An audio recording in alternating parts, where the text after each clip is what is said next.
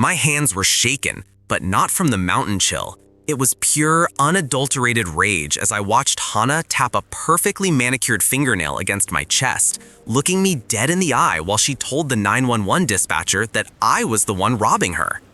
She stood there on my porch, wrapped in a white faux fur coat that probably cost more than my entire kitchen renovation, screaming that I was a dangerous lunatic because I refused to let her steal my electricity. But before the squad cars scrambled up the gravel driveway and the handcuffs came out, you need to understand the silence she broke to get us here.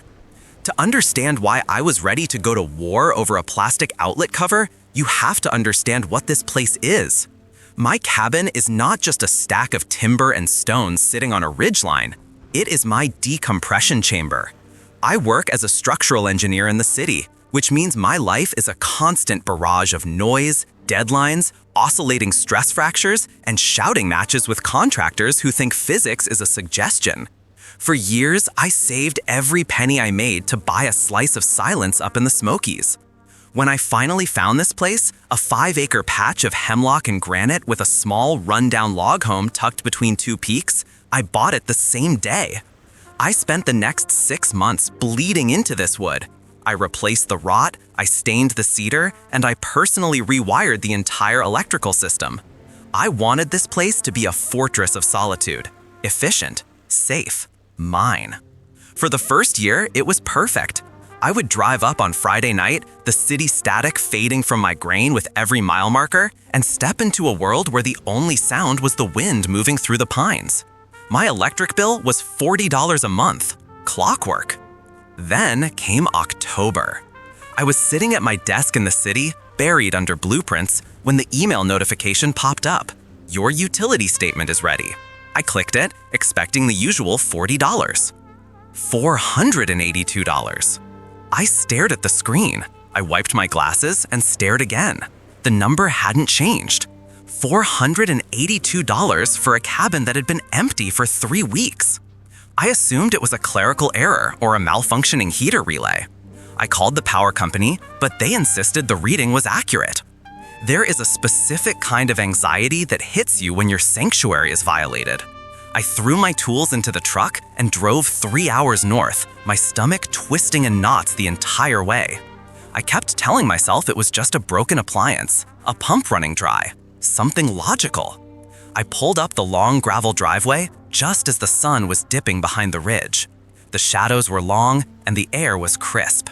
I killed the engine and stepped out, waiting for that wave of mountain peace to hit me. Instead, I heard a hum. It was a low, angry vibration, like a hive of mechanical bees. I walked around to the side of the cabin where the utility connection entered the house. The electric meter was screaming. The metal disc inside the glass housing wasn't just turning, it was sprinting.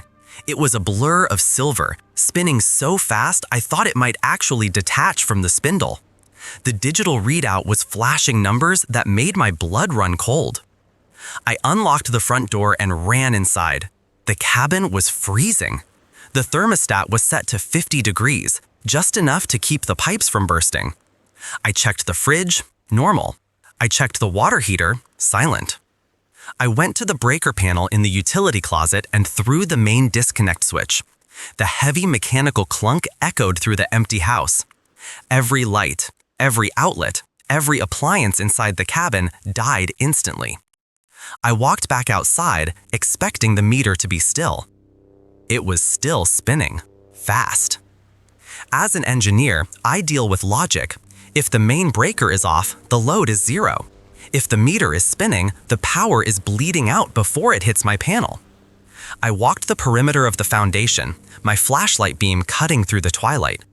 I checked the well pump connection, fine. I checked the HVAC unit, fine. Then I reached the back deck. Tucked away in the corner, hidden behind a stack of firewood I hadn't moved in months, was the exterior convenience outlet. I had installed it for an electric grill I never bought. Plugged into the bottom socket was a thick, bright orange extension cord. It wasn't a normal household cord.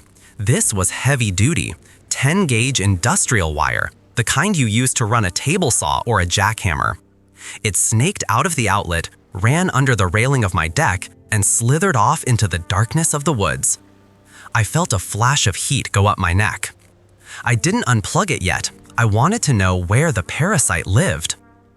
I hopped over the railing, my boots hitting the frozen earth with a thud. I followed the orange line. It dragged through the dead leaves, over a fallen oak log, and through a dense patch of rhododendrons. It went down the steep slope of my property line, a fluorescent vein pumping my money into the darkness. At the bottom of the ravine, about 300 feet away, the orange cord ended at a connection point.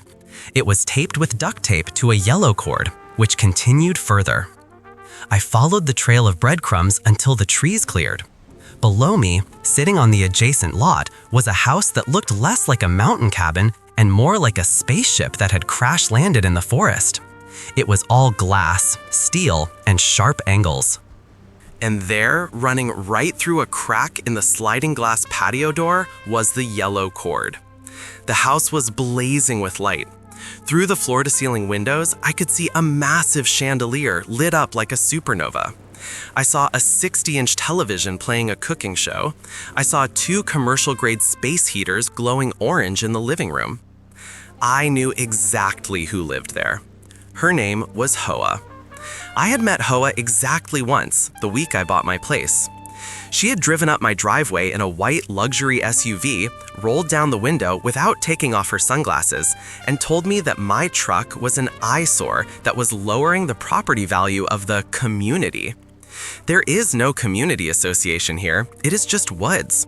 But Hoa carried herself like the self-appointed president of a homeowners association that existed entirely in her own mind. I stood there in the dark, watching her house consume enough kilowatts to power the small factory, all of it flowing through a cord plugged into my deck. The audacity was breathtaking. It was almost impressive in its absolute lack of shame. I pulled out my phone and took a video. I filmed the cord going into her door. I filmed the connection points. I filmed the path all the way back up the hill to my deck. Then, I did what any self-respecting property owner would do. I walked back up to my deck, grabbed the thick orange plug, and ripped it out of the socket. The silence that followed was instantaneous. Down in the valley, the spaceship went dark. The chandelier died. The TV vanished. I stood in the quiet, counting down. 3, 2, 1. Hey! The scream tore through the trees like a siren. It wasn't a scream of fear. It was the high-pitched, indignant shriek of someone who had never been told no in her entire life. I leaned against the railing and waited. A minute later, a flashlight beam bobbed erratically up the hill. I could hear her crashing through the brush, cursing the mud, panting with exertion. She emerged from the tree line like a vengeful swamp creature, Hoa. She was wearing that ridiculous white fur coat and designer boots that were currently covered in muck. She had a phone in one hand and a flashlight in the other, blinding me as she stormed up the stairs to my deck. "You," she screeched, pointing the light in my face. "What do you think you are doing?" I shielded my eyes. "Hello, Hoa. Nice evening for a hike." "Turn it back on," she yelled, stomping her foot on my wood planks. "You killed the power. My heaters went off. My refrigerator is off. Do you have any idea how much imported cheese I have in there?" I stared at her, genuinely marveling at the psychology required to be this delusional. "Hoa," I said, my voice flat, "you are stealing my electricity. You ran 300 feet of cable onto my property and plugged it into my house." She lowered the flashlight, revealing her face. She looked offended, deeply, spiritually offended. "Stealing?" She spat the word out like it tasted like vinegar. "Do not be dramatic. I am borrowing it. My main line is being upgraded and the power company is taking forever. We are neighbors. Neighbors help each other. It is called community spirit. Now plug it back in before my house gets cold." "No," I said. She froze. "Excuse me?" "No," I repeated. "I am not paying for your heat, Hoa. I am not paying for your TV, and you are trespassing." She let out a scoff that sounded like a deflating tire. You are unbelievable. You are never even here. What does it matter to you? You are just being petty because I told you to wash your truck. This is harassment. You are harassing a single woman in the woods. I am protecting my property, I said. Take your cord and leave. She took a step closer, invading my personal space. She smelled like expensive perfume and entitlement. Listen to me, she hissed. I am on the zoning board. I know the sheriff. I know the mayor. If you do not plug that cord back in right now, I will make sure you get fined for every code violation I can invent. I will have this shack condemned. I laughed. I couldn't help it. Hoa, this shack is up to code. Your extension cord, however, is a fire hazard and a felony. Her eyes narrowed. She realized bullying wasn't working, so she switched tactics instantly. She pulled the victim card. I cannot believe you are doing this, she wailed, her voice jumping an octave. It is freezing tonight. You are going to let a woman freeze to death over a few dollars of electricity? You are a monster. You live in $1 million glass house, Hoa. Go stay at a hotel. That was the breaking point. She realized I wasn't going to budge. Her face went rigid.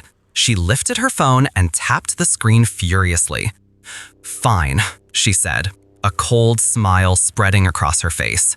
You want to play by the rules? Let us call the authorities. Let us see who they believe. She held the phone up to her ear, staring me down. Yes? 911? She shouted, her voice suddenly trembling with fake terror. Please help me. I am at the cabin on the ridge. There is a man here. He is aggressive. He cut my power lines and he is cornering me on the porch. I am afraid for my safety. Please hurry. She hung up and looked at me with triumphant eyes. They are coming, she whispered. And when they get here, I am going to tell them you pushed me. I didn't say a word. I just pointed to the corner of the eave above her head. She looked up. A small red light blinked in the darkness. My security camera. Smile, Hoa, I said. You're on tape.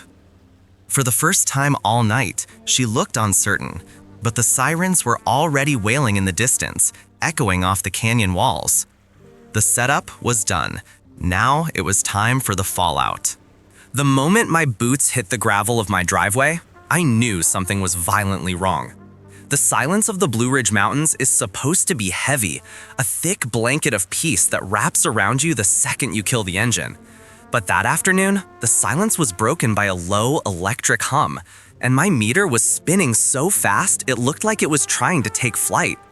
My cabin, my personal retreat from the chaos of the daily grind, was consuming more power than a small factory, even though I had not flipped a single switch. And then I saw it. A bright construction-grade orange extension cord was plugged into my exterior outlet, snaking across my porch and vanishing into the dense rhododendrons downhill. It looked like a neon vein draining the life out of my property. Before I could even drop my duffel bag, she marched out of the woods. Hoa. She was draped in a floral silk blouse that probably cost more than my first car, clutching a designer handbag like a shield. And when I confronted her, when I told her to unplug her illegal tap from my house, she did not apologize. She did not look embarrassed. Hoa looked at me with the kind of sneering disdain usually reserved for gum on the bottom of a shoe, pulled out a gold iPhone, and called the police on me. She stood there on my own porch, screaming that I was harassing a community leader and stealing her peace of mind. And folks, that was just the opening act. Before we get into the absolute insanity of what happened next, let me know in the comments where you are watching from and what time it is there. And if you have ever had to deal with an entitled neighbor like Hoa, hit that subscribe button so you do not miss seeing her get exactly what she deserves. The truth is, this cabin was the only thing keeping me sane. I work in high-voltage electrical systems, a job that requires 70-hour weeks and a level of focus that leaves your brain feeling like fried circuitry by Friday afternoon. For years, I saved every dime of overtime pay to buy a slice of solitude up in the mountains. When I finally closed on this 5-acre plot, it was a wreck. The roof leaked, the floors sagged, and the wiring was a fire hazard waiting to happen. But it was mine. I spent 2 years of weekends tearing it down and building it back up. I rewired the entire place myself, installed a heavy-duty breaker panel, and put in high-efficiency insulation. It was not just a house. It was a testament to my own 2 hands. It was the one place where I did not have to answer to anyone. No bosses, no clients, and definitely no neighbors. Or so I thought. The trouble started about 3 months ago. The electric bill for the cabin, which usually hovered around $50 since I was barely there, suddenly jumped to $300. I stared at the paper in my kitchen back in the city, scratching my head. Maybe the water heater was failing. Maybe I had left the baseboard heat on. I paid it, grumbling, and made a mental note to double-check everything next time I went up. But the next month, the bill was $600. That is when the engineer in me woke up. You do not get a $600 spike from a leaky water heater. That kind of draw means heavy machinery or running an HVAC system with the windows open 24/7. I drove up the following Friday with a multimeter and a pit in my stomach.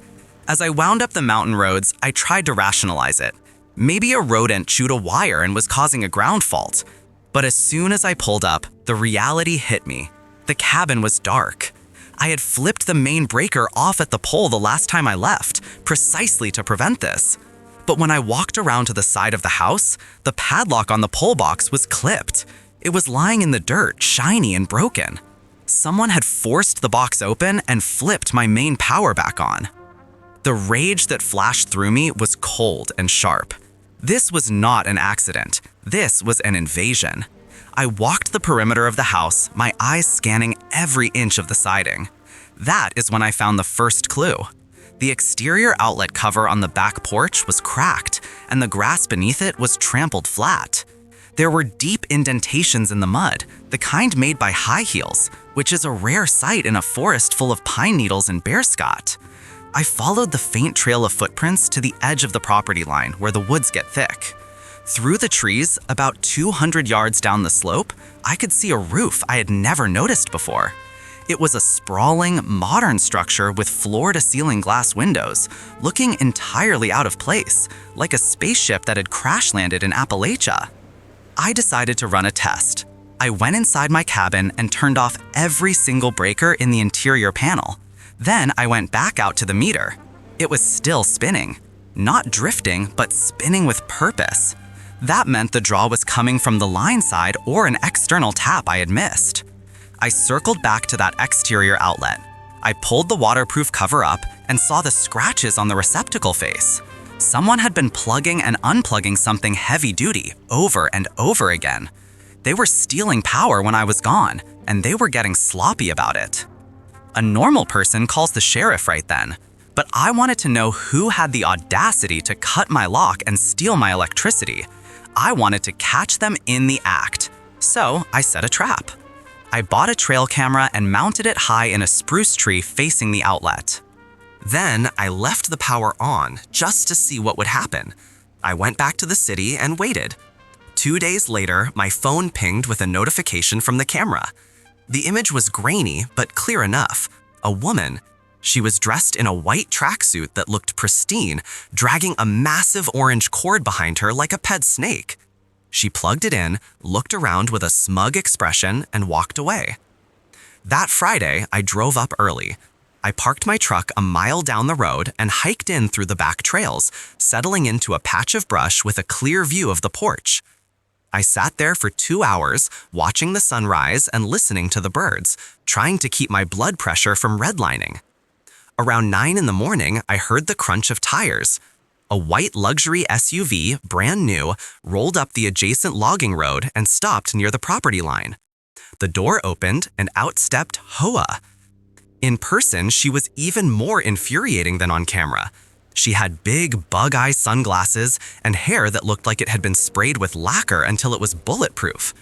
She walked with an air of absolute entitlement, marching right onto my property as if she held the deed.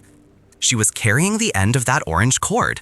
I watched, silent as a ghost, as she walked up the stairs to my porch. The smell of her perfume hit me from 20 feet away, a cloying floral scent that overpowered the smell of pine. She bent down, flipped open the outlet cover, and jammed the plug in. I waited until she turned around. I stepped out from the trees, my voice calm but hard as granite. I asked her what she thought she was doing. Hoa jumped about a foot in the air. She spun around, clutching her chest, her face going from shock to instant anger. She did not look guilty. She looked annoyed that I had interrupted her morning routine.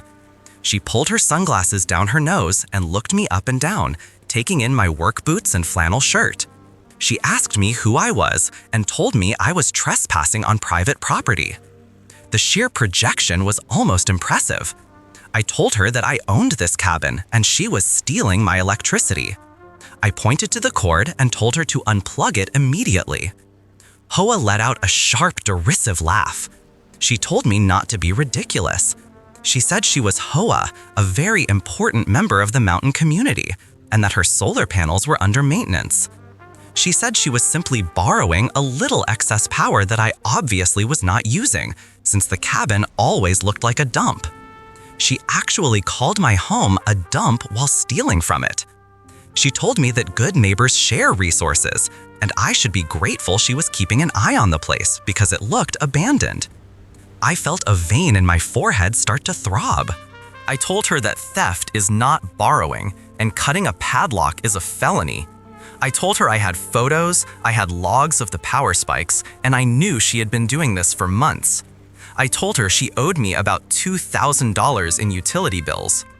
Ho's face turned a shade of red that clashed with her blouse. She stepped closer, invading my personal space, pointing a manicured finger in my face. She told me I was being aggressive.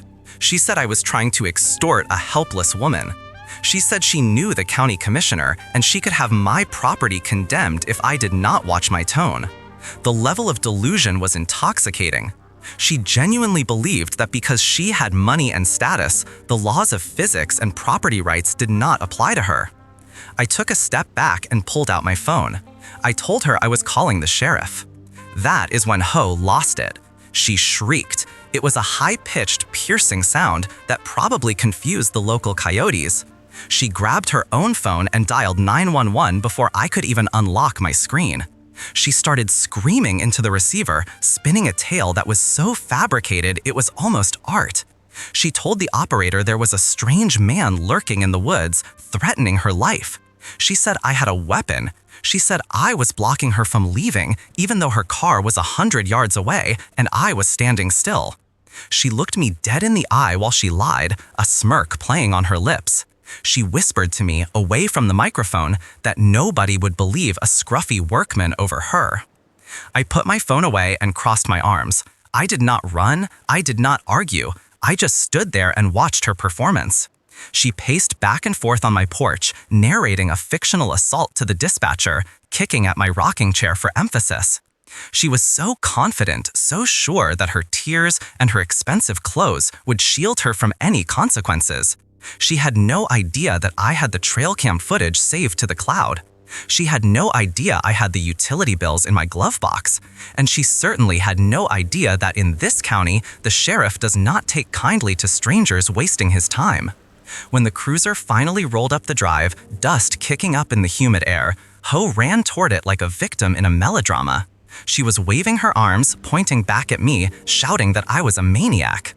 2 deputies stepped out. One was an older man I recognized from the diner in town, a guy who looked like he had seen everything twice. The other was younger, with a notebook already in hand. Ho got to them first. She launched into a breathless tirade about how I had ambushed her while she was checking on the neighborhood. She claimed the extension cord was mine, that I was trying to electrocute the wildlife for something equally absurd. She demanded they arrest me immediately for menacing behavior. The older deputy looked over Hoa's shoulder at me.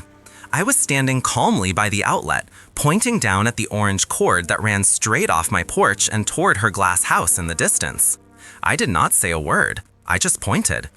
The deputy looked at the cord, then looked at Hoa, then looked back at the cord. He asked her, very slowly, why she was checking on a neighbor's property with a heavy-duty power cord connected to her own residence. Hoa froze. For a split second, the mask slipped. She stammered. She tried to pivot. She said it was for safety, that the woods were dark and she needed to run a floodlight. The deputy asked where the floodlight was. Hoa pointed vaguely into the trees. The deputy walked over to the edge of the porch and looked down the hill. He could clearly see the cord running all the way to her patio. He turned back to Hoa and asked her for her ID. She scoffed, asking if he knew who she was. She repeated her name, Hoa, as if it were a password that granted immunity. She told him to call the commissioner. The deputy just sighed, the kind of heavy exhale that comes from dealing with entitled tourists for 30 years. He told her that unless the commissioner was going to pay my electric bill, he did not care. I walked down the steps to join them, handing the deputy my folder of evidence without saying a word. The pictures of the cut lock, the billing statements, the trail cam photo of her from 2 days ago. The deputy flipped through them, his eyebrows raising with every page. He showed the photo to Hoa. She gasped. She actually tried to snatch the folder from his hands. She screamed that it was illegal to film her without her consent. The deputy looked at her and said, "Ma'am, you are on his private property committing a crime. You do not have a reasonable expectation of privacy while stealing utilities." Hoa turned on me then, her eyes wild. She called me a grifter. She screamed that I had set her up. She said I had lured her here to humiliate her. The mental gymnastics were astounding. She went from being the neighborhood watch to the victim of a grand conspiracy in under 10 seconds.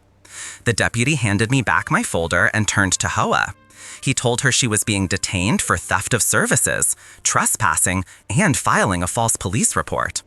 Hoa let out a sound like a tea kettle boiling over. She tried to pull away as the younger deputy reached for her arm. She shouted that her husband would sue the entire department. She shouted that she was Hoa and she did not get arrested.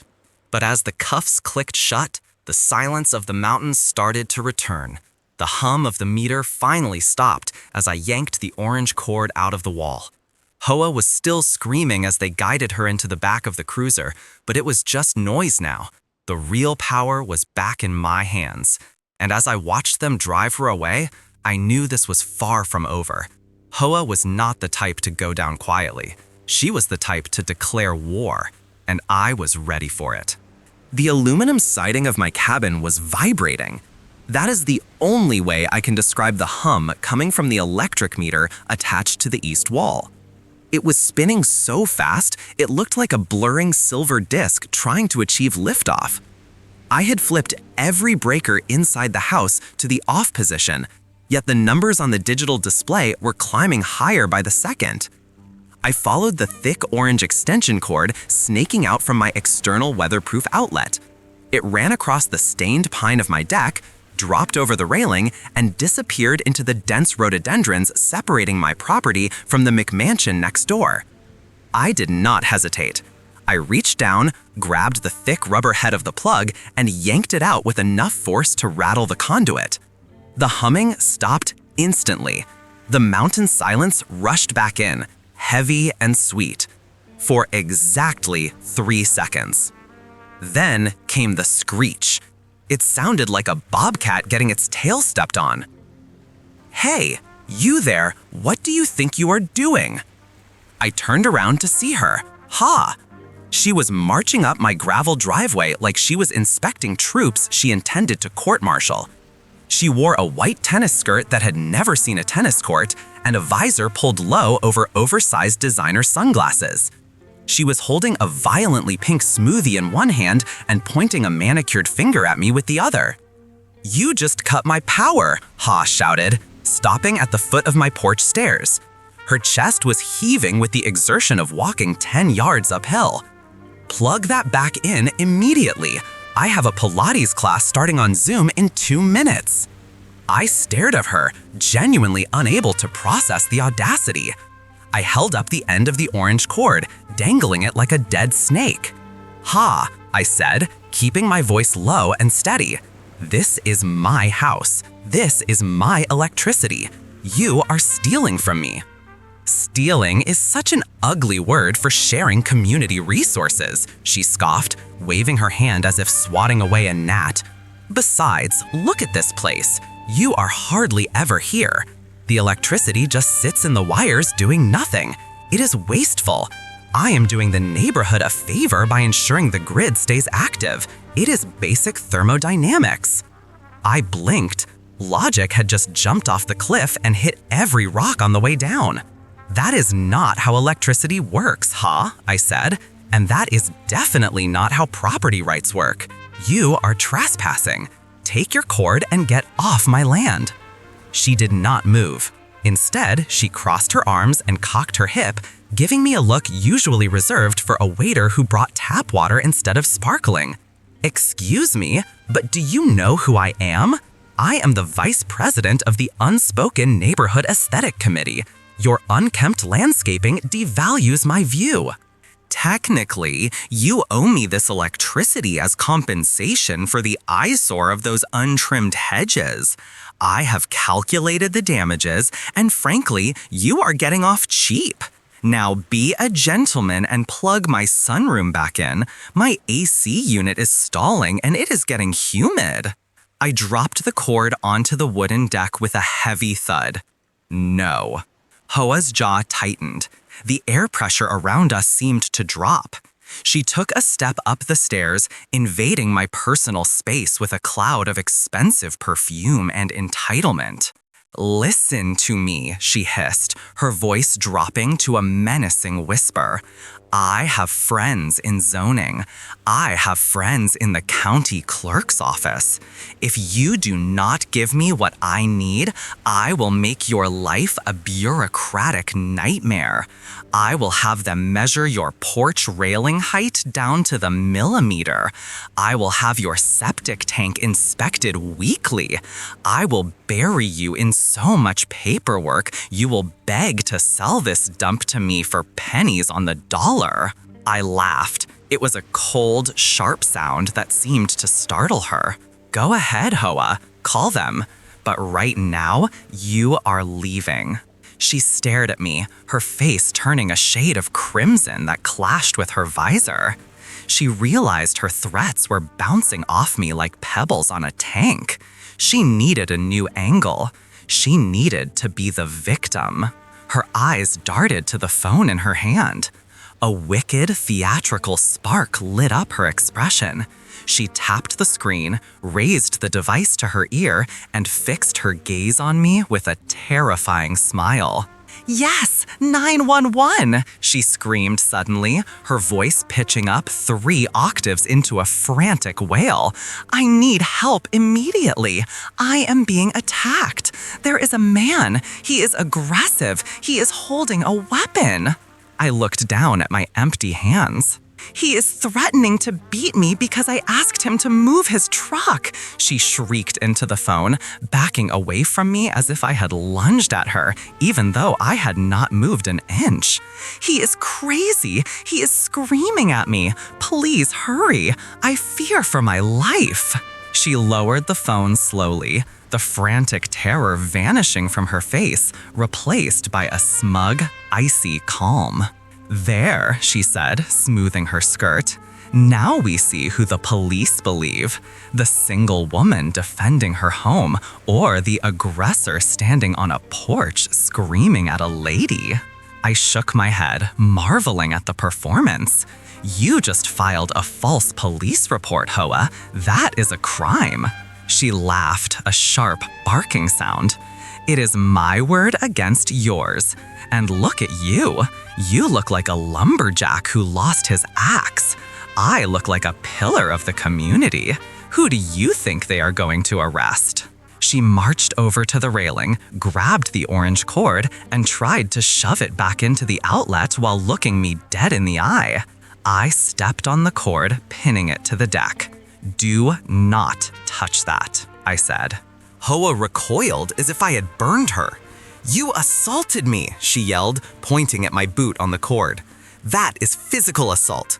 I am adding that to the charges. You are going to jail. And when you are gone, I am going to run an extension cord from every single outlet in this cabin until I can power a small village. She was vibrating with rage now, her facade of sophistication cracking to reveal the chaotic, greedy mess underneath. She paced back and forth on my driveway, muttering to herself, checking her watch, and occasionally shooting glares at me that could peel paint. I stood there, arms crossed, leaning against the doorframe. I did not yell, I did not argue, I just watched her unravel. 10 minutes later, the sound of sirens echoed up the valley. Hoa perked up. She checked her reflection in her phone screen, fluffed her hair, and practiced a few sobbing gasps. "They are here," she taunted, pointing a finger at my chest. "Say goodbye to your freedom. Nobody says no to Hoa." The cruiser crunched up the gravel drive, dust swirling in the afternoon sun. 2 officers stepped out. Hoa immediately launched into her act, sprinting toward them with her hands clasped in prayer, tears miraculously streaming down her face. "Officers, thank God," she wailed, collapsing dramatically against the hood of their car. "He is a monster. He cut my life support." "Your life support?" the older officer asked, pausing with his hand on his belt. "Yes," she sobbed, pointing at the orange extension cord. "My medical-grade air conditioning unit. He cut the power to it out of pure malice." I watched from the porch. I watched her weave a tapestry of lies so thick you could walk on it. I watched her play the damsel, the victim, the martyr. And I waited. Because what Hoa did not know was that my security cameras, hidden in the eaves of the cabin roof, had captured audio and video of the entire interaction. Every threat, every lie, every fake tear. The acceleration of her downfall was about to be spectacular. You would think that standing in front of 2 uniformed officers while a woman shrieked accusations at you would be the most stressful moment of your life. But honestly, a strange calm had settled over me.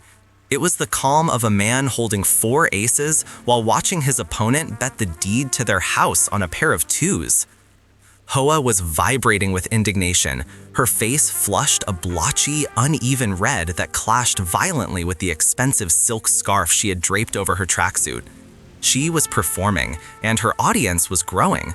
Because sound travels in these mountains, and the commotion had drawn a small crowd of hikers and a couple of neighbors from down the ridge who had gathered at the end of my driveway, phones out, recording every second of her unraveling. The taller officer, whose name tag read Miller, looked like he had been hoping for a quiet shift involving nothing more strenuous than a speeding ticket. Instead, he was dealing with Hoa, who was currently stabbing a manicured finger in my direction and claiming that I was a dangerous squatter. "Officer, arrest him immediately," Hoa screamed, her voice cracking into that register that usually shatters glass. "I have lived in this community for 20 years. This man is a vagrant. He broke into this cabin, he threatened my life, and now he is trying to steal electricity that belongs to the homeowners association." Miller looked at me, then back at Hoa. "Ma'am, we need you to lower your voice. You called us, remember? You said there was an assault in progress." "He assaulted my peace of mind," Hoa retorted, crossing her arms. "And he is stealing power. That is theft." I stayed silent. I learned a long time ago that when your enemy is busy digging their own grave, you do not interrupt them to offer a shovel. I simply stood there, leaning against the railing of my porch, my phone in my hand, recording audio just in case she decided to escalate her lies. Officer Miller turned to me. "Sir, do you want to explain your side of this?" I stepped forward slowly, making sure my movements were deliberate and non-threatening. "I am the owner of this property, officer. I bought it 6 months ago. I have the deed, my identification, and the utility account information right here on my phone." I gestured to the bright orange extension cord that was still plugged into my exterior outlet, snaking off the porch and disappearing into the rhododendrons. And that cord belongs to Hoa. She has been siphoning electricity from my home while I am away in the city. When I confronted her about 5 minutes ago, she told me that because she is on the HOA board, she is entitled to community resources. "That is a lie," Hoa screeched. She took a step toward me, but the second officer, a younger woman named Garcia, stepped in her path. Hoa recoiled like she had touched a hot stove. "Do not touch me! You work for me! My taxes pay your salary!" "Ma'am, step back," Garcia said, her voice firm. Miller took the phone I offered him. He scrolled through the digital copy of the deed, then looked at my driver's license.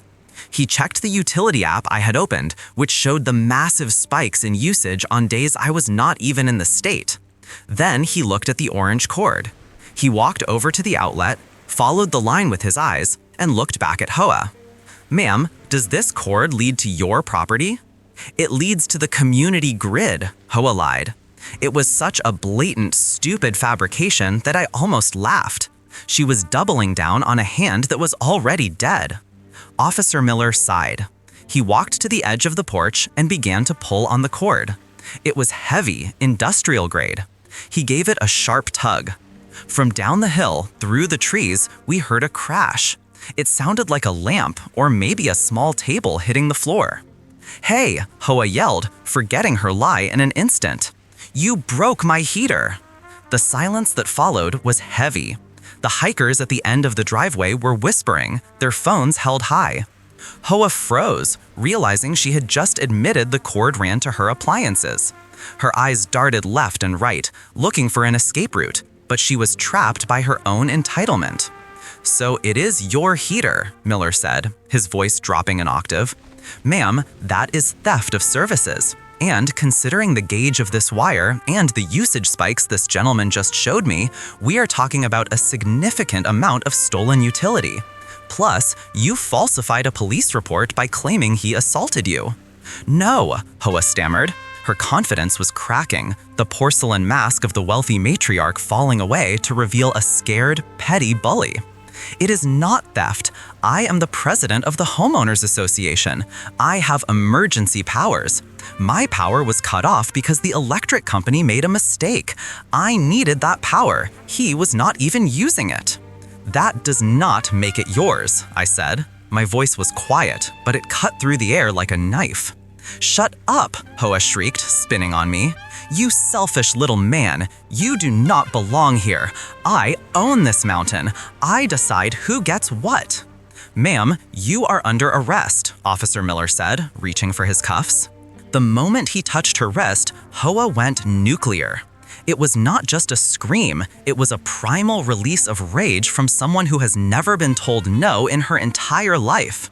She yanked her arm back, her fingernails raking across the officer's forearm. "Do not touch me," she bellowed. "I will sue you. I will sue this entire department. Do you know who my husband is?" Officer Garcia moved in instantly. They spun Hoa around, pressing her against the side of the police cruiser. She was kicking, thrashing, her expensive sneakers scrambling for purchase in the gravel. The bystanders were openly laughing now, the shutter sounds of their phone cameras clicking like a swarm of mechanical cicadas. "I am a victim," Hoa wailed as the cuffs clicked shut. "This is entrapment. He set me up." Miller guided her into the back of the cruiser. She had to duck her head to avoid hitting the doorframe, but she was still shouting threats. She looked at me through the window, her face pressed against the glass, her eyes wide with a mixture of fury and genuine shock. She truly believed, even now, that she was in the right. She believed that her need for electricity superseded my rights to my own property. Officer Miller walked back over to me, rubbing his scratched arm. He looked tired. "Sir, we are going to need a formal statement from you, and I suggest you do not unplug that cord until we get crime scene photos. We need to document exactly where it goes." I nodded. "Whatever you need, officer." As I watched the cruiser pull away, Hoa's muffled screaming still audible through the heavy glass, I felt the tension in my shoulders finally release. The hikers at the end of the driveway gave me a thumbs up before continuing up the trail. I looked down at the orange cord, the neon umbilical that had been feeding her entitlement. It was dead now, limp and useless on the wood of my porch. I walked inside the cabin and poured myself a glass of water. My hands were shaking slightly, not from fear, but from the adrenaline dump. I stood by the window and watched the dust settle on the driveway. It was over. But as I looked at the scratches on my outlet cover, I knew this was going to be a long process. Hoa was not the type to go down quietly. She would fight this, she would lie, she would probably try to sue me, just like she threatened. But that was a problem for tomorrow. For now, I walked back out to the porch, grabbed the wire cutters from my toolbox, and waited for the police photographer to finish. The second he gave me the nod, I was going to sever that connection once and for all. 3 hours later, after the police had left and the sun began to dip behind the ridge, casting long purple shadows across the valley, I finally had the silence I had driven 4 hours to find. I walked down the hill to see exactly what she had been powering. The cord had been dragged through the mud, under a fence, and into the back window of a sprawling chalet that looked like it cost more than my entire lifetime earnings. Through the window, I could see a massive portable air conditioner, a wine fridge, and a large flat-screen television, all plugged into a power strip that the orange cord fed. She was not stealing power to survive. She was stealing power to keep her Pinot Grigio chilled and her living room at a crisp 68 degrees while she refused to pay her own bills. The sheer audacity of it made me laugh, a dry, humorless sound in the quiet woods. I hiked back up to my cabin. I sat on the porch, listening to the wind in the pines. The electric meter on the wall was silent. The disc was still. No roaring jet engine, no spinning roulette wheel, just the quiet hum of the mountain.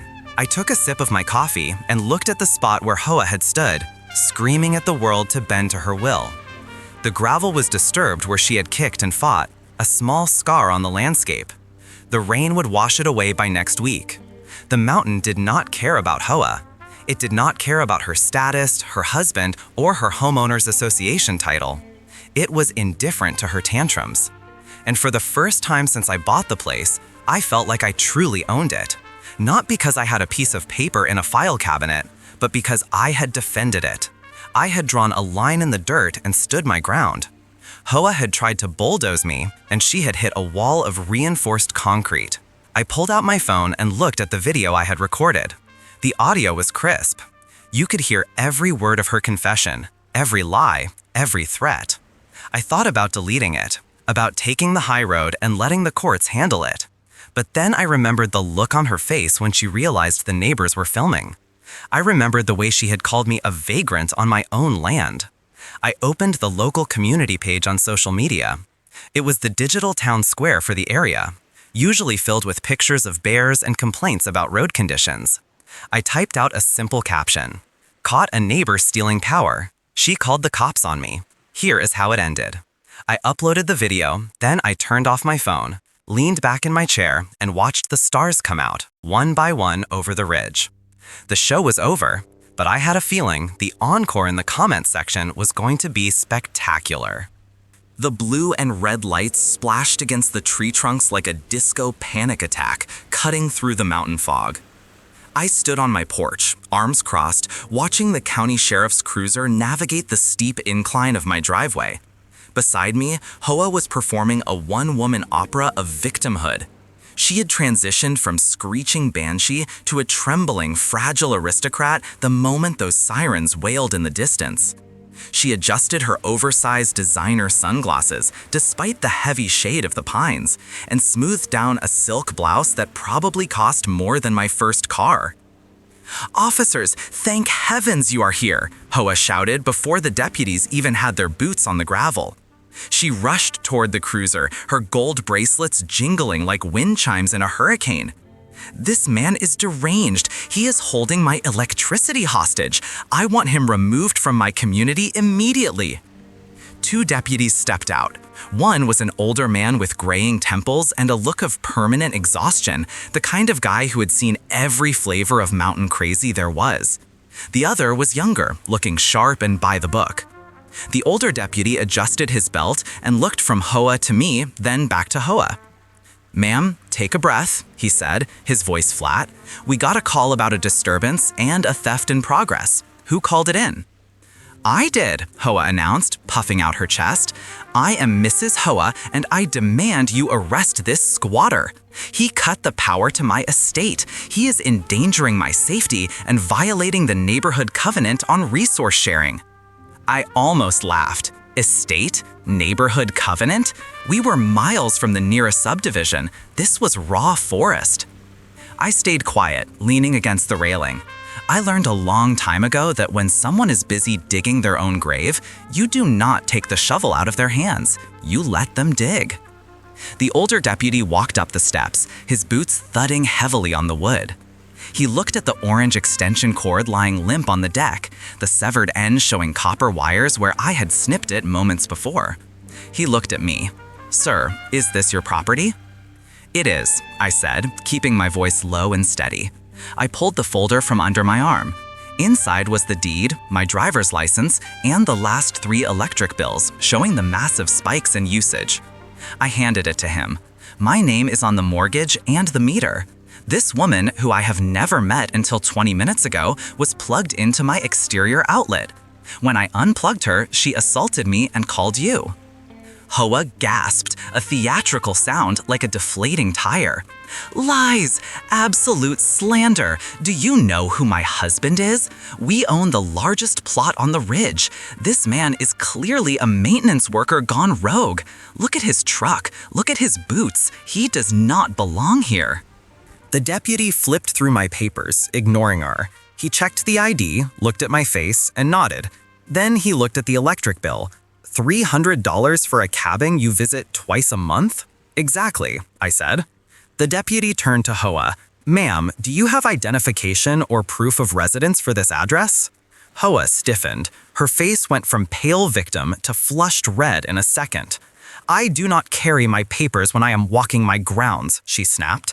"This is harassment. I am a pillar of this community. I simply borrowed a little excess voltage because my solar grid is under maintenance. It is a neighborly duty." The younger deputy spoke up from the driveway, where he had been inspecting the path the orange cord took into the woods. "Borrowing without asking is theft, ma'am, and judging by the wear on this cord, you have been borrowing for a long time." Hoa spun around, pointing a manicured finger at him. "Do not speak to me like that. I pay your salary. I will have your badge. This is entrapment." The older deputy sighed, a long, weary sound. "Ma'am, we are going to take a walk and see where this cord goes. If it leads to your property and you do not have this man's permission, we have a problem." "You cannot go down there," Hoa shrieked, blocking the stairs. "That is private property. My privacy is protected by law."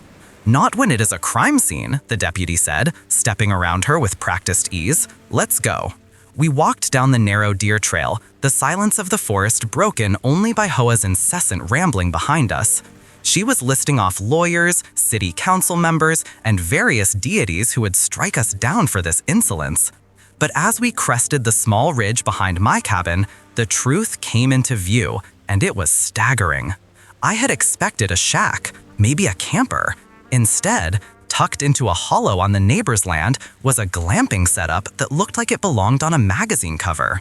There was a massive, pristine white canvas yurt sitting on a raised deck. String lights were hung everywhere, currently dark. A portable hot tub sat in a corner, and there, running out of the back of the yurt like a lifeline, was the other end of the orange cord. It wasn't just lights she was powering. Through the open flap of the yurt, I could see a portable air conditioner, a wine fridge, and what looked like a high-end espresso machine. Hoa wasn't stealing power to survive. She was stealing power to maintain a 5-star resort lifestyle in the middle of the woods without paying a dime for utilities. The older deputy whistled. "Nice setup. Must pull a lot of amps." Hoa rushed past us, trying to zip the yurt flap close. "This is my sanctuary. You have no right to look inside." The deputy pulled out his notepad. "Mrs. Hoa, is there a meter on this property? Do you have an electric account for this structure?" "It is off the grid," she spat. "It is eco-friendly." "Eco-friendly implies you are using the sun or the wind, ma'am, not your neighbor's wallet," the deputy said. He turned to me. "Sir, do you want to press charges for theft of services and trespassing?" "Absolutely," I said. Hoa let out a sound that was half scream, half growl. "You petty little man, it is just electricity. It is everywhere. It is in the air. You are ruining my weekend over a few dollars." A few dollars? I stepped forward, finally letting a bit of the anger show. You cost me thousands. You trespassed on my land. And when I caught you, you tried to have me arrested on my own front porch. You aren't a neighbor, Hoa. You're a parasite. She lunged at me, claws out, but the younger deputy was faster. He caught her wrist and spun her around. All right, that is enough. Turn around, hands behind your back. You cannot touch me, Hoa screamed, thrashing as the handcuffs clicked into place. The sound of that ratcheting metal was sweeter than any birdsong I had ever heard in these mountains. Do you know who I am? I am Mrs. Hoa. I am on the board of the Conservancy. You are under arrest for theft of utilities, trespassing, and filing a false police report, the older deputy droned, reciting the rights as if he was ordering lunch. As they walked her back up the trail, her heels sinking into the soft mud, Hoa kept shouting commands. Call my husband. Call the mayor. Tell them to bring the black SUV. Do not put me in that dirty cruiser. I followed them back to the driveway. The deputies guided her into the back seat of the car. She had to duck her head to avoid knocking her oversized sunglasses off. Even through the glass, I could see her mouthing insults, her face twisted in a mask of pure, unfiltered entitlement. She genuinely believed she was the victim. In her world, everything belonged to her simply because she wanted it, and anyone who said no was the villain. The older deputy walked back to me, handing me a case number card. We will need a formal statement and copies of those bills, he said. And you might want to get a camera for that porch. People like her, they don't learn lessons. They just hold grudges. I'll take care of it, I said. Thanks, deputy. He nodded, got into the driver's seat, and the cruiser slowly rolled away, taking the noise and the drama with it. I stood there until the red taillights disappeared around the bend. The silence rushed back in to fill the space, heavy and sweet. The wind rustled the pine needles. A hawk screeched somewhere overhead. I looked down at the orange cord still sneaking across my deck. I bent down, gathered it up in heavy coils, and tossed it into the bed of my truck. It was trash now, just like the connection Hoa thought she had to my wallet. I walked back to the breaker box and flipped the main switch. The cabin hummed to life. The refrigerator compressor kicked on. The porch light flickered. I stood there for a long moment, listening to the sound of electricity flowing through wires that I paid for on land that I owned, fueling a peace that I had fought to protect. Justice in the real world is rarely swift, and it is almost never poetic. Usually, it is a slog of paperwork and headaches. But standing there on that mountain, knowing that Hoa was currently sitting in the back of a police car explaining to her husband why she was in handcuffs instead of sipping wine in her stolen hot tub, I felt a deep, warm satisfaction settle in my chest. I went inside, grabbed a cold drink from my own fridge, and walked back out to the deck. The sun was setting, painting the sky in bruised purples and fiery oranges. I took a sip and watched the shadows stretch across the yard. The meter on the side of the house was spinning slowly, rhythmically, counting only what I used. And for the first time in months, the numbers on that dial didn't look like a robbery. They looked like freedom. The silence that follows a police siren is heavy. It has weight. It presses down on the treetops and settles into the gravel like a physical thing. When the cruiser finally disappeared around the bend of the mountain road, dragging the chaos and the noise down into the valley with it, the quiet rushed back in so fast it almost made my ears pop. I stood there on the porch, alone, looking at the severed end of that orange extension cord. It lay there like a dead snake, the copper wire glinting inside the cut insulation where I had snipped it. 5 minutes ago, this porch had been a stage for the most ridiculous performance of victimhood I had ever witnessed. Hoa had screamed, cried, stomped, and invoked the laws of a non-existent homeowners association. Now it was just me and the wind moving through the hemlocks. I bent down and picked up the cord. It was heavy. This was not some cheap indoor wire she had strung together. This was industrial gauge, weather-resistant, expensive cabling. The weight of it in my hand made the anger flare up again, but it was a different kind of anger now. It was a cold, simmering disbelief. You have to understand the level of premeditation involved here. Hoa did not just stumble upon my outlet in a moment of desperation. She had gone to a hardware store, selected 100 feet of heavy-duty cable, dragged it through the woods, hidden it under leaves and brush, and plugged it in with the confidence of a woman who truly believed the world owed her a living. She had engineered her parasitism. I coiled the cord up, wrapping it around my elbow and hand. It was covered in dirt and pine sap, sticky and gross. As I wound it, I thought about what she had said to the officers. Shared resources, community power. It is a terrifying glimpse into the human psyche when you realize that people like Hoa actually walk among us. They drive cars on our roads, they stand behind us in line at the grocery store, and they vote. Somewhere in the wiring of her brain, she had constructed a reality where my hard work was her safety net. She looked at my cabin, my meter, my bill, and she did not see private property. She saw a buffet. And when I shut the buffet down, she did not feel guilt. She felt robbed. I threw the coiled cord into the bed of my truck with a loud clatter. It felt good to hear it hit the metal. I decided right then that I was keeping it. Maybe I would mount it on the wall of the garage like a trophy, right next to the old license plates and the fishing gear. A monument to the time I went fishing for energy vampires and caught a massive one named Hoa. But the paranoia does not vanish just because the intruder is in handcuffs. That is the thing about violation. It lingers. It hangs in the air like smoke. I spent the next hour walking the perimeter of my property with a level of scrutiny I usually reserve for structural inspections. I checked every window. I checked the crawlspace fence. I checked the lock on the shed.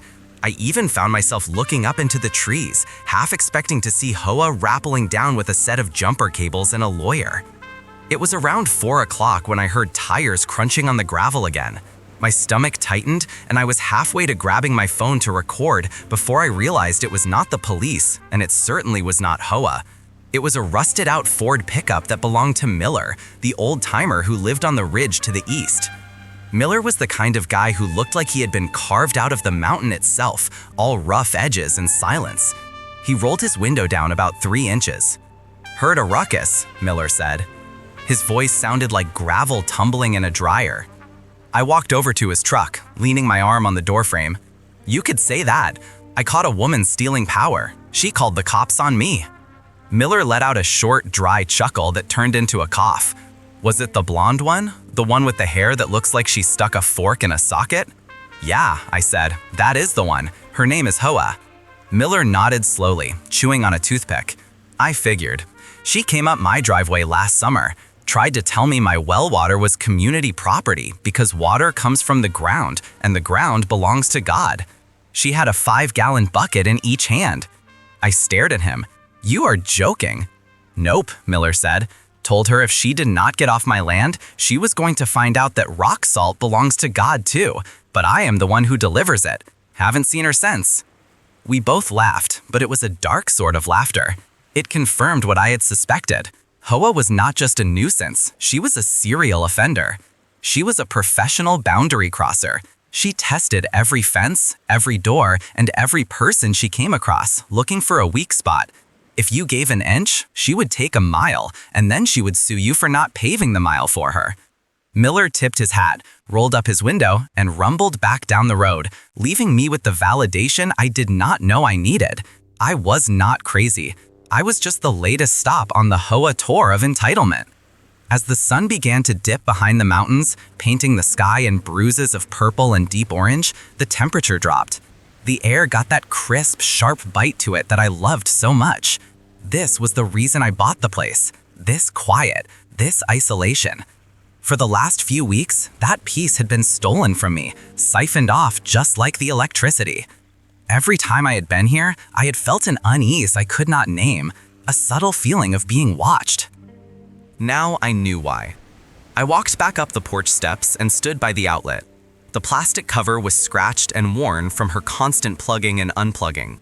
I took a screwdriver from my pocket and removed the outlet entirely. I capped the wires and put a blank faceplate over the box. No more outdoor power. Not until I could install a locking cover and maybe a camera pointed directly at it. It felt like a defeat in a small way, having to fortress my own home against my neighbors, but it also felt like closing a gate. I went inside and turned on the lights, all of them. I flipped the switch for the porch light, the kitchen overheads, the lamp by the reading chair, and even the bathroom vanity. I walked back outside and watched the cabin glow against the darkening woods. It looked warm. It looked inviting. And for the first time in months, I walked over to the new electric meter and watched the digital numbers tick upward. Tick, tick, tick. I watched it spin, knowing that every single watt flowing through those wires was staying right here. It was heating my air, it was lighting my floors, it was cooling my refrigerator. There is a profound, primal satisfaction in the mundane when you have had to fight to reclaim it. I was paying for this power, and for the first time, I was the only one using it. I made a pot of coffee black and strong enough to float a horseshoe and sat in the armchair by the window facing the woods. I watched the tree line where she had emerged from earlier that day. The woods looked different now. Before, they had been just scenery. Now, they looked like a wall, a barrier. I realized that my anger had finally faded into a sort of weary amusement. Because the truth is, people like Hoa never really win. They might get away with it for a while. They might steal a few $100s worth of electricity, or bully a cashier, or terrorize a waiter. They might feel powerful in those moments when they are screaming at a manager or calling the police on a man standing on his own porch. But they are trapped in a prison of their own making. Imagine waking up every single day and believing that the world is constantly conspiring to deny you what you deserve. Imagine the exhaustion of maintaining that level of delusion. Hoa has to live with Hoa 24 hours a day, 7 days a week. I only had to deal with her for 20 minutes. In the grand scheme of things, I got off easy. I took a sip of the hot coffee and felt the warmth spread through my chest. The cabin was silent, the meter was spinning, the orange cord was in the truck, cut into useless pieces. Justice is not always a gavel banging in a courtroom. Sometimes, justice is just the sound of a heavy door clicking shut and the knowledge that the person on the other side cannot get back in. I thought about the look on her face when the officer told her they were going to follow the cord. That moment when her reality fractured, when she realized that her volume was not going to override the evidence. That is the moment I will keep. I will tuck it away in my memory bank for a rainy day. It was the moment the immovable object of the law met the unstoppable force of her audacity, and gravity finally did its job. The legal paperwork would come later, I knew that. There would be statements to sign, maybe a court appearance, and almost certainly some desperate, unhinged letter from her demanding I pay for the emotional distress of her arrest. But I was ready for it. In fact, I was almost looking forward to it. Because now I knew exactly who she was. I knew her game, and I knew how to beat it. I looked at the empty outlet on the porch one last time through the window. It was just a small gray box on a log wall, but it represented something bigger. It was the line in the sand. It was the boundary. And that is the thing about electricity, Hala. If you grab a live wire expecting to get a free ride, do not be surprised when you get shocked instead.